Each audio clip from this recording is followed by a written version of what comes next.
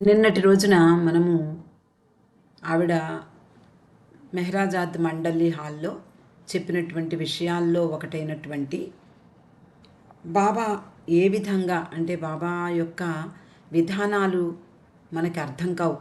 ఆయన చెప్పినటువంటి విషయాలు అంటే ఒక సందర్భంలో ఒక రకంగా ఆయన స్పందించేవారు, మరొక సందర్భంలో మరొక రకంగా స్పందించేవారు. ఇవి చూసి చాలా ఆశ్చర్యపోవడం శ్రీమండలి వారి వంతు. అంతకుముందు ఒకసారి ఆవిడ జ్ఞాపకాలలో ఒకటైనటువంటి బాబా కోసం తెచ్చినటువంటి ఆరెంజ్ జ్యూస్ని మెహ్రా స్వయంగా చేసినప్పటికీ కూడా ఆయన ఎక్కడిది, ఎందుకు తెచ్చారు, ఎంత ఖర్చు పెట్టారు, ఇవన్నీ అడిగి ఎప్పుడూ కూడా ఇక ముందు నాకు తెలియకుండా ఇలా ఖర్చు పెట్టకూడదు అని కూడా బాబా చెప్పడం జరిగింది. అదే సందర్భంలో అదే రోజు మధ్యాహ్నం సమయంలో ఒక బాబా దగ్గరికి ఒక వ్యక్తి వస్తాడు. అతడి గురించి అన్ని విషయాలు అడుగుతూ అతనికి ఆర్థిక ఇబ్బంది ఉంది అని తెలిసి బాబా గోహర్ని పిలిచి ఒక 500 ఇమ్మంటారు. మణి ఆశ్చర్యపోతుంది. ఉదయము బాబాకు అంటే బాబా ఆరోగ్యం కోసం చేసినటువంటి ఆరెంజ్ జ్యూస్ ఖరీదు ఆయనకి ఎక్కువైపోయింది. కానీ మధ్యాహ్నం ఒక ప్రేమికుడు తన దగ్గరకు వచ్చి తన ఆర్థిక బాధను చెప్పుకోగానే ఒక 500 ఇమ్మనమని గోహర్ని ఆదేశించారు. అంటే ఏమిటిది అంటే నిజానికి ఆశ్రమం నడపడానికి ఎలా నడిపేవారు అంటే ఎన్నో లక్షలు ఖర్చు పెట్టేవారు. ఎలా వచ్చేది అంటే అది ఆయనకే తెలియాలి. మరో సందర్భంలో ఆమె చెప్తోంది, నాగపూర్ నుండి ఒక స్త్రీ వచ్చింది. ఆమెకు బాబా కలలో కనిపించారు, చాలా స్పష్టంగా కనిపించారట. ఆమె బాబాని దర్శనం చేసుకుని వెళ్ళింది ఒకసారి. తర్వాత మళ్ళీ ఇప్పుడు ఆమె వచ్చి సర్వము నేను నీకు సమర్పిస్తున్నాను అంటూ వచ్చింది. ఆమె రాగానే బాబా చాలా సాదరంగా ఆహ్వానించారు, ప్రేమగా కూర్చోపెట్టుకున్నారు. ఏమిటి విషయం అనగానే ఆమె, నేను నీకు సమర్పించడానికి అన్నిటినీ వదిలి వచ్చాను, నాకున్నదంతా నీకు తెచ్చి ఇస్తున్నాను అని చెప్పింది. బాబా అడిగారు ఏమిటది అని. 70,000 రూపాయలు బాబా. ఆ రోజుల్లో 70,000 రూపాయలు అంటే తక్కువ అమౌంట్ కాదు. ఆ సమయంలో మణి కూడా అక్కడే ఉంది. మణి ఆ మాట విని, పోన్లే మన ఆశ్రమం నడవడానికి కొంతవరకు మన అవసరాలు తీరడానికి ఆ సొమ్ము ఉపయోగపడుతుంది అని అనుకుంది.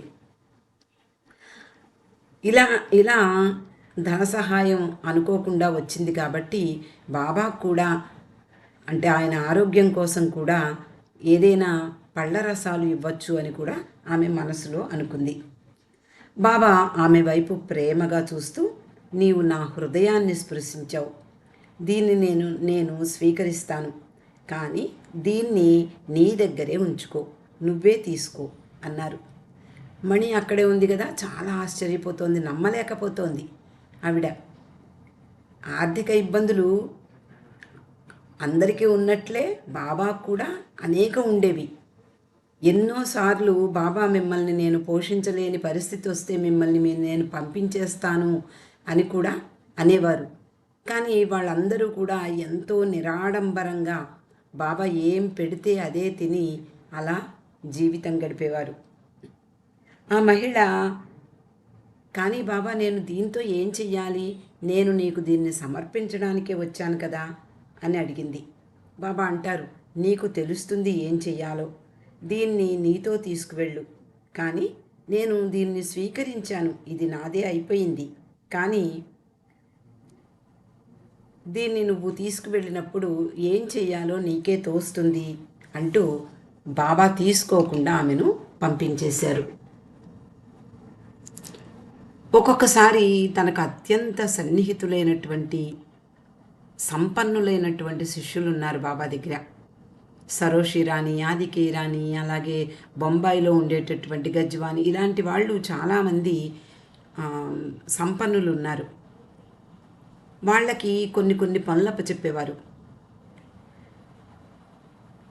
ఈ పనికి అంటే ఏదో ఒక పని చెప్పి ఈ పనికి నీ డబ్బు ఉపయోగించు, ఒక వ్యక్తి నా పుస్తకాన్ని ప్రచురించాలని ఆశపడుతున్నాడు, దాని కొరకు అతనికి ధన సహాయం చెయ్యి. ఇలా ఎవరైనా ఆర్థికంగా ఇబ్బంది పడుతుంటే వాళ్ళకి నెలకి ఇంత అని పంపించు. ఇలా వాళ్ళందరికీ తలో పని అప్పచెప్తూ ఉండేవారు. ఈ విషయాలు మణి గుర్తుకు తెచ్చుకుంటూ చెప్తూ సాయిబాబా విషయాన్ని కూడా ఇక్కడ ప్రస్తావించింది. మనందరికీ తెలుసు, గుస్తాజీ విషయం చదువుకున్నప్పుడు, అంటే చాలా కాలం కిందటే అనుకోండి, సాయిబాబా దగ్గర ఉన్నటువంటి ఆ శిష్యుడు యొక్క పాటలు మనం చదువుకున్నాం. మణి చెప్తోంది, సాయిబాబా తన దగ్గరకు వచ్చిన వారిని డబ్బులు అడిగేవాడు. వాళ్ళు ఎందుకైనా మంచిది, వెళ్ళేటప్పుడు అవసరం ఉంటాయి, లేదా ఏదైనా అవసరానికి ₹1 ఉంటుంది అని ₹1 జేబులో పెట్టుకున్నా అది తీసే వరకు ఒప్పుకునేవాడు కాదైనా. అక్కడే కూర్చుని ఆ రూపాయి కూడా తీసే వరకు చూస్తూ ఉండేవాట. జేబులు ఖాళీ అవ్వాల్సిందే, ఆయన దగ్గరికి వెళ్ళిన వాళ్ళ జేబులు పూర్తిగా ఖాళీ అవ్వాలి. అలా తీసుకున్న డబ్బుని సాయి తనను సేవించే వారికి ఇచ్చేవారు. ఒక్కొక్క వ్యక్తికి వాళ్ళకి నిజంగా డబ్బు అవసరం ఉండదు, లేకపోయినా వాళ్ళకి ఇచ్చేవాట. అతడు సాయిబాబా ఇచ్చిన సొమ్ముని స్వీకరించేవాడు. మరి ఏదో కారణం ఉండే ఉంటుంది అంటూ ఒకరోజు ఎవరో ఆక్షేపించారట సాయిబాబాని. ఆ వ్యక్తి దగ్గర ఉన్నదంతా కూడా నువ్వు ఊడ్చేసి తీసుకుంటున్నావు, మళ్ళీ ఈ వ్యక్తికి అవసరం లేకపోయినా, ఆర్థిక ఇబ్బంది ఏమీ లేకపోయినా, డబ్బులు ఉన్నవాడైనా అతనికి నువ్వు దోచిపెడుతున్నావు కదా, ఎందుకు అని ఎవరో ప్రశ్న అడిగినప్పుడు సాయిబాబా సమాధానం చెప్పారట. ఏమని అంటే, ఇంటిని శుభ్రంగా ఊడ్చినప్పుడు వచ్చిన దుమ్ముని ఏం చేస్తావు, వచ్చిన చెత్తను ఏం చేస్తావు, చెత్తబుట్టలో వేస్తావు. అయితే ఇతడే నా డస్ట్బిన్, ఇతరుల నుండి అంతా ఊడ్చి ఈ గార్బేజ్ బాక్స్లో వేస్తూ ఉంటాను అని సమాధానం చెప్పాట. మణి ఈ విషయాలన్నీ చెప్తూ నవ్వుతూ వాళ్ళ విధానాలు, అంటే సద్గురువుల యొక్క విధానాలు ఎన్నో రీతులుగా ఉంటాయి. మనకి వాళ్ళు చేసినటువంటి పనులలో అర్థాన్ని వెతికితే మనకి ఏమీ తెలియదు, అంటే వాళ్ళల్లో లోతు ఎరుగనటువంటి విషయాలు ఉంటాయి. బాబాకి ఎంతోమంది సమర్పించేవారు, వాటిని చాలా తుచ్చంగా తీసి బయటపడేసేవారు. ఒక్కొక్కసారి ఒక సంఘటన గుర్తుంది నాకు. ఏదో ఒక సొమ్ము తీసుకురమ్మని చెప్పి బాబా మండలి సభ్యుడిని, నాకు పేరు గుర్తులేదు, అతన్ని పంపిస్తారు బాబా సాయంత్రానికల్లా డబ్బు తీసుకుని వచ్చేయమని. కానీ అతనికి సాయంత్రం పని అవ్వలేదు, మర్నాడు సొమ్మును తీసుకొచ్చాడు. ఎలాగైతేనే సొమ్మును తీసుకురావడం కదా బాబాకి ముఖ్యం, కాబట్టి ఈ సొమ్ముతో ఆయనకి అవసరాలు తీరతాయి అని చెప్పి అనుకుంటూ తీసుకొస్తే బాబా వెంటనే దాన్ని నూతిలో పడేయమంటారు. అంటే తన ఆదేశాన్ని ఖాతరు చేయకుండా సమయానికి రాలేదు అనే ఉద్దేశంతో బాబా అతన్ని ఆ విధంగా శిక్షిస్తారు. మణి చెప్తోంది, వాళ్ళ విధానాలు లోతు ఎరుగనివి. బాబాకి సమర్పించిన వాటిని స్వీకరించడం కూడా ఎన్నో విషయాలు జరిగాయి. బాబా మనలోని పొరపాట్లు ఏమన్నా ఉంటే మరచిపోతారు, మనలోని బలహీనతల్ని కూడా మరచిపోతారు. కానీ ఆయన మనలో చిన్నపాటి ప్రేమ ఉన్నా, ఆయన పట్ల ఉన్నటువంటి ఆ చిన్నపాటి ప్రేమను మాత్రం ఆయన ఎన్నడూ మరువరు అంటోంది. బాబా ఒక వ్యక్తి, అంటే ఇందాక మనం చెప్పుకున్నట్లుగా ఆమెకు వచ్చినటువంటి ఒక పెద్ద సమస్యను తీర్చడానికి బాబా సహాయం చేశారు. అంటే తన సంపన్నులైనటువంటి శిష్యుల్ని నియోగించి ఆమెకు ఇవ్వమన్నారు. ఆమె ఆ సొమ్మును తీసుకువెళ్ళింది. అలా బాబా తన శిష్యుల ద్వారా చాలా సహాయం పొందినటువంటి ఆ మహిళ ఒకరోజు ఉదయం బాబా భోజనంలోకి ఒక కూర వండి తీసుకొచ్చిందట. దాన్ని చూసి స్త్రీ మండలి వారందరూ ఇదేం పెద్ద విషయము అనుకున్నారు. ముఖ్యంగా మణి బాబా నుండి ఎంతో సహాయం పొందింది. ఆవిడ కూర తీసుకొచ్చింది, జస్ట్ కూర మాత్రమే. అంటే దాన్ని తక్కువగా భావించారు మండలి స్త్రీలు. కానీ బాబా మాత్రం ఆమె ప్రయత్నానికి, ఆమె ప్రేమను పెద్ద విషయంగా తీసుకున్నారు. ఓ, నా కోసం కూర వండి తెచ్చావా? నీ చేతులతో స్వయంగా చేశావా అని అడిగారు. అవును బాబా అంది ఆవిడ. అప్పుడు బాబా మెహరాని పిలిచి, మెహరా చూడు చూడు, ఈమె దీన్ని వండి నా కోసం తీసుకొచ్చింది, స్వయంగా వండిందట అంటూ కొంచెం దాన్ని పెద్దది చేసి బాబా చెప్తున్నారు. బాబా అంటారు ఆవిడతోటి, ఇంత ఉదయమే రావడానికి ఎప్పుడు నిద్రలేచావు అని అడిగారు. బాబా, నేను 4:30 కల్లా నిద్రలేచి ఈ కూర వండాను అని చెప్పింది. చూసావా ఎంత తొందరగా లేచి నా కోసం వండిందో అంటూ ఇలా పొగడడం. మణి అక్కడే ఉంది కదా. మణి బాబా అలా పదే పదే ఆమెను పొగడను చూసి, అయితే ఏమిటా, బాబాకి ఏమిటి ప్రాబ్లము అని ఆవిడ మనసులో అనుకుంది. కానీ మణి అంటోంది, బాబా ఒక్కరే ఆమె ఎంత ప్రేమతో కూరను వండిందో, ఆ చర్య ఏం చేసిందో ఆయన ఒక్కళ్ళే గ్రహించగలరు, మరెవ్వరికీ తెలియదు. దీనికి ఒక ఉదాహరణ కూడా చెప్తోంది మణి. ఒక వ్యక్తిగా సంగీతం పట్ల, అలాగే అన్ని విషయాల్లోనూ అత్యున్నతమైనటువంటి అభిరుచి కలిగినటువంటి బాబా తన ప్రేమికులు తన ఎదురుగుండా బాబా పాడతాము అనగానే పాడమనేవారట. వాళ్ళు బొంగురు గొంతుతో పాడినా కూడా, సంగీత జ్ఞానం లేని వాళ్ళు పాడినా కూడా, అపస్వరాలు పాడినా కూడా చక్కగా శ్రద్ధగా ఆలకించేవారు, ఆసక్తిగా వింటారు. ఎవరైనా స్వరపరచడం తెలియని వ్యక్తి, బాబా నీ కోసం ఈ పాట రాశాను బాబా, పాడనా అని అడిగితే చాలు, బాబా ఎస్ అంటారు. స్త్రీ మండలి వారందరూ కూడా లోపల వింటూ ఉంటారు. వాళ్ళు లోపల మూలుక్కుంటూ ఉంటారు. అబ్బా, బాబా ఈవిడ్ని అడిగారా, ఆయన్ని అడిగారా పాట పాడమని? కర్ణ కఠోరంగా ఉంటుంది కదా వాళ్ళ పాట, బాబా ఎలా వింటారు?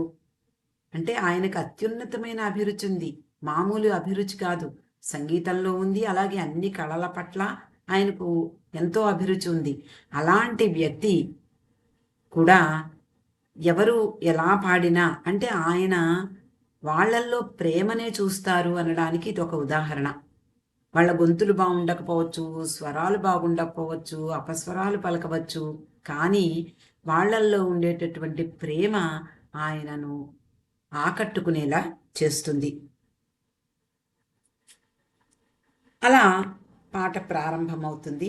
బాబా ఓపిగ్గా వినడమే కాకుండా స్త్రీ మండలి వారి వైపు చూసి, బాగుంది కదా, చాలా అందంగా ఉంది కదా అంటూ వ్యాఖ్యానించేవారు. స్త్రీ మండలి వారంతా ఓ నో, అమ్మో, మరో పాట పాడమని ప్రోత్సహిస్తారు కాబోలు, మనం ఓకే అంటే అనుకుంటూ బాబోయ్ అని అనుకునేవారు. అయినా బాబా ముందు కవ్వాలి పాటలు అద్భుతంగా పాడినప్పుడు ఎంతో విజ్ఞతతో, సర్వజ్ఞునిగా అన్నీ తెలిసినటువంటి బాబా వినడం అనేది అపురూపంగా చూస్తూ ఉండొచ్చు. ఎంతో అపురూపంగా ఉంటుంది ఆ దృశ్యం. కానీ తన ప్రేమికులు ముక్కలు ముక్కలు చేసి పాడినా కూడా, చప్పగా పాడినా కూడా, హృదయపు లోతుల నుండి పాడినప్పుడు మాత్రం బాబాకి ఆనందం కలుగుతుంది అంటోంది మణి. లేదా ఎవరైనా, బాబా నేను 1 గంటలో ఇన్ని పేజీలు కవితలు వ్రాశాను అని ఎవరైనా పంపించారు అనుకుందాం. గంటలో అంత కవిత్వం ఎలా రాయగలిగాడు అంటూ బాబా ఆశ్చర్యంగా, అంటే బాబా ఇది నీకోసం సుమా అనగానే బాబా వెంటనే, అంటే భోలా అని మనం చదువుకున్నాం, భోలా బాబా అని, అంటే ఎంతో అమాయకమైనటువంటి హృదయంతో ఆయనకి ప్రేమ మాత్రమే ముఖ్యం, ఇంకా వేరే ఏది ఖాతరు చెయ్యరు. అలా ఒక వ్యక్తి నేను కవిత్వం రాశాను బాబా, నీకోసం రాశాను అంటే ఎరిచిని కూర్చోపెట్టి చదివించేవారు. పాపం ఎరిచి మొత్తం ఆయన రాసినటువంటి కవిత అంతా కూడా చదువుతూ బాబాకు వినిపించేవాడు. బాబా కూడా ఓపిగ్గా విని, చాలా బాగుంది, అద్భుతంగా లేదు, చూడు ఎంత బాగుందో అనేవారట. మణి అంటోంది, ఆ కవిత్వం నేను వినేదాన్ని, కానీ నా చెవులకు మాత్రం మనోరంజకంగా వినిపించేది కాదు, లోపల మూలుక్కుంటూ ఉండేదాన్ని.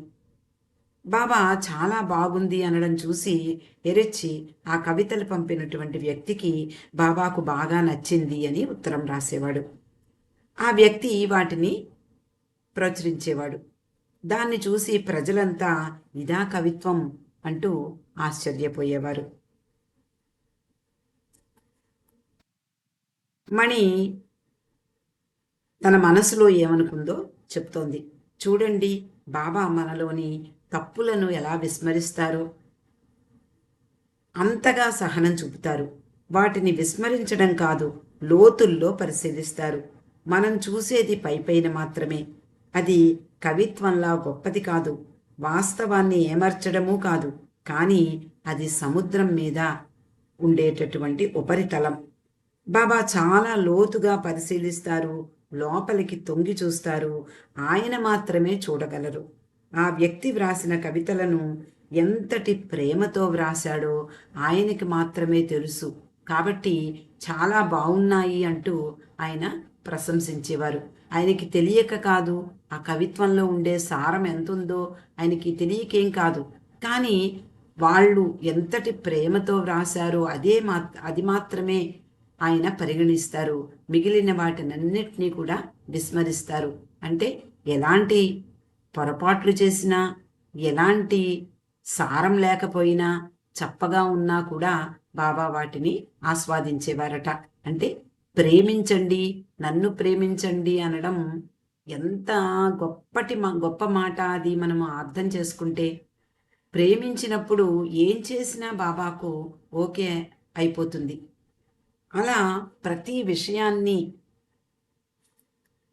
మణి ప్రతి విషయాన్ని కూడా చాలా వివరంగా చెప్తోంది. తర్వాత మెహ్రాస్ స్పెషల్ రోల్. మెహ్రా నిర్వహించినటువంటి ప్రత్యేకమైనటువంటి పాత్ర. మెహ్రా బాబాలో చేరిపోయిన వెంటనే మణి బాబా ప్రేమికులకు మెహ్రాజాద్లో తర్వాతి కాలంలో జరిగిన ఒక సంఘటన గురించి వ్రాసిందట. ఆ సంఘటన వారిలో మెహ్రా యొక్క ప్రత్యేక పాత్రను గురించి, అలాగే బాబా స్త్రీ మండలిలో ఆమెకు ఇచ్చినటువంటి ఉత్కృష్టమైనటువంటి స్థానాన్ని గురించి ఆ సంఘటన వివరిస్తుంది. బాబా హృదయంలో అత్యంత ప్రత్యేకమైన స్థానం మెహ్రాకిచ్చారు. అదే విషయం తొలి రోజుల నుండి తన శిష్యులకు తెలియజేసేవారు.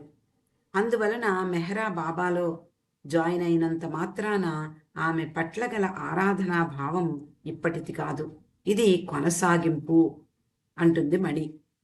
మెహ్రా సహచరులు, బాబా ప్రేమిక ప్రపంచం అందరూ కూడా వారి ప్రేమను, గౌరవాన్ని అందిస్తారు. అంటే మెహ్రా బాబా పట్ల గల ప్రేమకు ప్రపంచం మొత్తం, బాబా ప్రేమికులందరూ కూడా ఆమె ప్రేమను గౌరవించడమే ఆమె సమాధికి మొక్కడం అంటే. అంతేకాక ఈ అవతార యుగంలో ఆమె పాత్ర రాబోయే కాలంలో ప్రపంచవ్యాప్తంగా గుర్తింపు పొందుతుంది. ఇలా జరుగుతుంది అని బాబా మాకు అప్పుడప్పుడు సహజంగానే అనేక సందర్భాల్లో తెలియపరిచారు. అంటే అనేక విషయాలు మెహ్రాకు ఎలాంటి స్థానం ఇచ్చారు బాబా, ఆమె ఏ విధంగా, అంటే మనం మెహ్రా గురించి అనేక విషయాలు తెలుసుకున్నాము, మెహ్రా చదువుకున్నాము. మెహ్రాకు ఉన్నటువంటి ఆ పాత్ర, ప్రత్యేకమైనటువంటి బాబా ఇచ్చిన స్థానం, దాని గురించి ప్రతి క్షణము కూడా ఆయన అందరిలో ఆ భావాన్ని కలిగించేవారట. అంటే ఆ రోజుల్లో తొలి రోజుల నుండి కూడా ఈ స్త్రీ మండలి వారికి ముఖ్యంగా బాబా పట్ల ఆమె ప్రేమకు ఆయన ఎలాంటి స్పందన ఉండేదో, ఆయన ఎలా స్పందించేవారో ప్రతి వారికి తెలియజేసేవారు. ఎందుకు అంటే ఎవరైనా సరే మెహ్రా గురించి అసూయపడ్డము, లేదా మెహ్రాకు అత్యంత ప్రత్యేక స్థానం ఇచ్చారు అనుకోవడము ఆయన సహించేవారు కాదు. కాబట్టి ఎందుకు ఇచ్చారు అలాంటి స్థానం ఆవిడికి అని తెలియజెప్పేవారు. నాజా అంతకుముందు మనం చదువుకున్నాం ఒక సందర్భంలో. నాజా మెహ్రాకు ఎప్పుడూ కూడా ఏ పని చెప్పరు, నాకు సహాయం చెయ్యమనొచ్చు కదా, మొత్తం వంటంతా కూడా నేనే చేస్తున్నాను కదా అని అభిప్రాయపడింది. వెంటనే బాబా ఆమె హృదయాన్ని గ్రహించినటువంటి ఆయన సర్వజ్ఞుడు కాబట్టి ఆమెను పిలిచి, నువ్వు ఏమిటి ఆలోచిస్తున్నావు అంటే, బాబా ఏం లేదు బాబా అని తప్పించుకో చూసింది. అప్పుడు ఆమె చెప్పకుండానే క్రీస్తుగా వచ్చినప్పుడు మేరీ మార్తా వీళ్ళిద్దరి కథ చెప్తాను అని వాళ్ళని కూర్చోపెట్టుకుని వాళ్ళిద్దరి కథను చెప్పారు. మేరీ ఎప్పుడు యేసుక్రీస్తు పక్కనే కూర్చుని ఆయన మాటలు వింటూ ఉండేదట. మార్తా ఎప్పుడు వంటగదిలో ఉదయం నుండి సాయంత్రం వరకు, అయ్యో నేను ఆయనతో కూర్చోలేకపోతున్నాను, అయ్యో నేను ఆయనతో ఉండలేకపోతున్నాను అంటూ బాధపడుతూ వంట చేసేదట. అప్పుడు ఆయన చెప్పారట, మేరీ ఎలాంటి పని చేస్తోందో నా అవతార కాలంలో మార్తా కూడా అదే పని చేస్తోంది. ఇద్దరు నా పని చేయడంలో ఒకళ్ళు పైకి కనిపించినా, అంటే పైకి ఆవిడ చెయ్యటం లేదు ఆవిడ చేస్తోంది అని కనిపించినా, ఇద్దరూ చేసే పని అత్యంత ఉన్నతమైనది అంటూ చెప్పడం బాబా వాళ్ళిద్దరికీ, అంటే ముఖ్యంగా స్త్రీ మండలి వారి ఎదురుగుండా ఈ విషయాన్ని చెప్పారు. అలా మెహ్రా ఏ పని చెయ్యకపోయినా, నాజా అంత పని చేసినా, నాకు ఆ అవతారంలో మేరీ మార్తా ఎలాంటి వాళ్ళు, మీరు కూడా నాకు అంతే అంటూ బాబా స్పష్టం చేశారు. అలా ఎందుకు ఆవిడికి ప్రత్యేక స్థానం ఇచ్చారు అంటూ ఎవ్వరికీ ఎటువంటి సందేహము రాకుండా మొదటి నుంచి కూడా బాబా చాలా జాగ్రత్త పడేవారు. ప్రతి వారికి ఆవిడకి ఉన్నటువంటి ఆ స్థానాన్ని, ఆవిడ యొక్క స్వచ్ఛత, ఆవిడ యొక్క పవిత్రతను ప్రతివారు తెలుసుకునేలాగా బాబా చేస్తూ ఉండేవారు. అలా అప్పుడప్పుడు సహజంగానే అనేక సందర్భాలలో స్త్రీ మండలి వారందరికీ కూడా విశదీకరించినట్లుగా ఆ సంఘటనల గురించి బాబా చెప్తూ ఉండేవారు.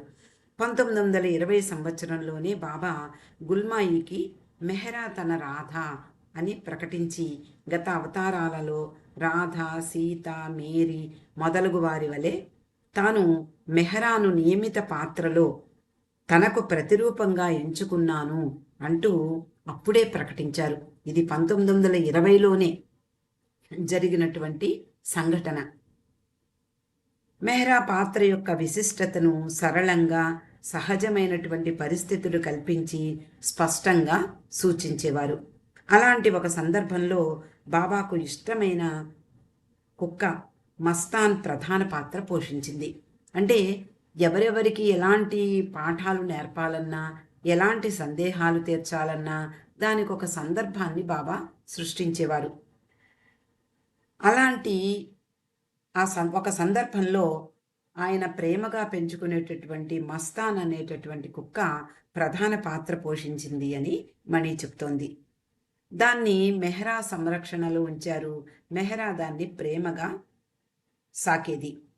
గ్రామస్తులను, గొర్రెల కాపురులను కూడా భయపెట్టేది.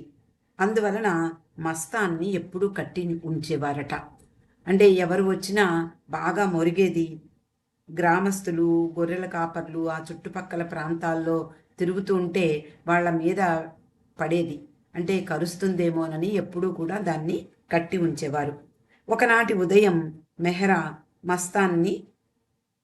మస్తాన్కి బెల్ట్ వేసి పక్కనే ఉన్న పొలంలోకి నడిచి రావడానికి తీసుకువెళ్ళింది. కొంత దూరంలో ఒక గ్రామస్తుడు పశువులను మేపుతూ ఉన్నాడు. అతన్ని చూసి ఈ మస్తాన్ మొరగసాగాడు. భయపడిన గ్రామస్తుడు రాయిని తీసుకుని విసిరాడు. అంటే ఆయన ఉద్దేశం ఏమిటి అంటే మస్తాన్ని భయపెట్టాలి అని. అంటే ఇంకా అరవద్దు, నేను ఇటువైపు వాడిని అని చెప్పడానికి, మస్తాన్ కోసం, మస్తాన్ని భయపెట్టడానికి రాయి తీసుకోవడం చూసి మస్తాన్ ఒక్క కుదుపుతో మెహ్రా చేతిని విడిపించుకుని పరిగెట్టాడు. మెహ్రా మస్తాన్ని రక్షించడానికి పరిగెత్తింది. అప్పుడే ఆ గ్రామస్తుడు మస్తాన్ వైపు రాయి విసిరాడు. ఆ రాయి మెహ్రాకు తగలబోయి కింద పడింది. అంటే కొంచెంలో త్రుటిలో తప్పిపోయింది. ఈ గందరగోళం ఏమిటా అని స్త్రీలందరూ మెహ్రా దగ్గరికి పరిగెట్టుకొచ్చారు. తోటమాలి, మెహ్రూ ఆ వ్యక్తిని పట్టుకున్నారు. మస్తాన్ని కూడా లోపలికి తీసుకొచ్చారు. మెహ్రాజాదులో పనిచేసే వాని బంధువైన ఆ నేరస్తుడిని బాబా దగ్గరకు మండలి హాలుకు తీసుకొచ్చారు.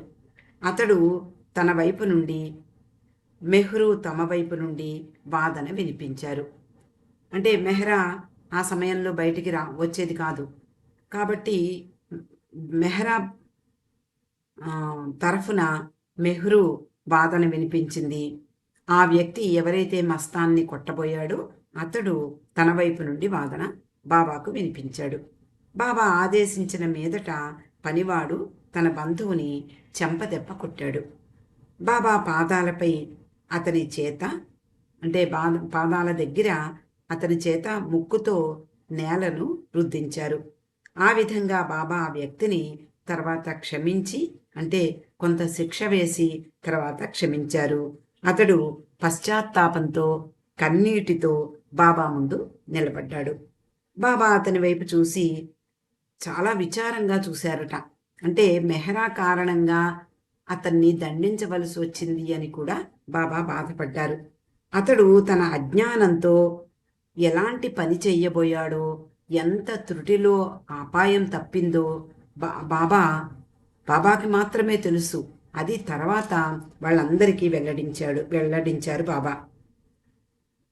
ఆరాధించవలసినటువంటి మెహ్రాపై రాతిని విసిరాడు. బాబా అతనితో, నువ్వేం చేశావో కొంచెమైనా తెలుసా? భవిష్యత్తులో ప్రపంచం మొత్తం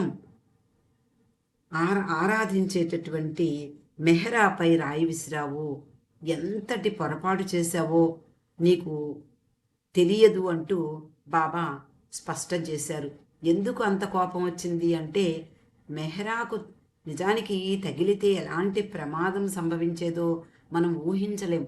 అలాంటి సందర్భంలో, అంటే ఆ సందర్భాన్ని బాబాయే సృష్టించి ముందు ముందు రాబోయే రోజులలో మెహ్రా పూజింపబడుతుంది అంటూ అందరికీ, ప్రపంచం అంతటికీ తెలియపరచడానికి ఈ సన్నివేశాన్ని బాబాయే సృష్టించారు అని కూడా మనము అనుకోవచ్చు. అవతార్ మెహర్ బాబాకి జై.